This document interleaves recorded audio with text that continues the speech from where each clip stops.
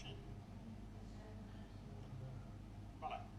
هەڵبەت فترەیەکی زۆر تێپەڕی لە چێشم و چێشمینە نێوان لایەنە سیاسەکان ماوەیەکی زۆرمان تێپەڕان لە گفتوگۆ سیاسەکان و بینی لایەنەکان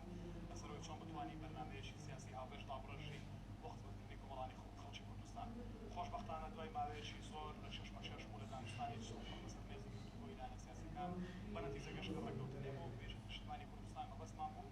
کە چێشەکانی بەغدا چارەسەر بکەین و کێشەی پارێزگاری کردبوو چارەسەر بکەین هاوکار لەگەڵ ئەمەش بتوانین حەلیکەی ڕاستەقینە بین لە هەرێمی کوردستان بۆ بهێنانی حکومەت ئێمە پێمان وا بوو کە هەڵک شتەکان بریتی لە چاکسازی ڕاستەقینە پێمان وا بوو کە فراهەمکردنی هەلیکاری زیاتر و خزمەتکردنی تەواوی کۆمەڵانی خەڵکی کوردستان لە تەواوی ناوچەکانی کوردستان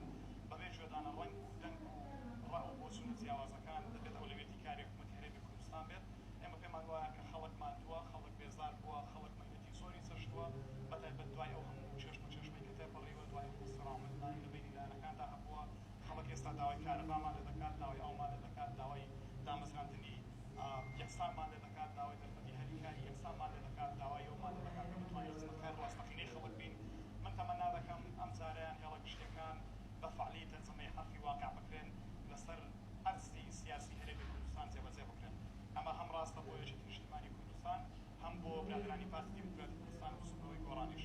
لێرەوە کاتیەوە هاتووە کە ناکۆچە سیاسەکان وەلا بنین لە بری ناکۆچە سیاسەکانمان تەرجەمەیان کەین بۆ دۆستایەتی بۆ هاوبەشێتی ڕاستەقینە بۆ چاومان لەوە بێت کە چۆن بتوانین پێکەوە خزمەتی ئەم کۆمەڵە خەڵکە بکەین کە لە هەرێمی کوردستاندا وجودیان هەیە دەنگدەری سەرجەم دەنگ و ڕەنگە جیاوازەکان ئەم حکومەتە لە بەردەم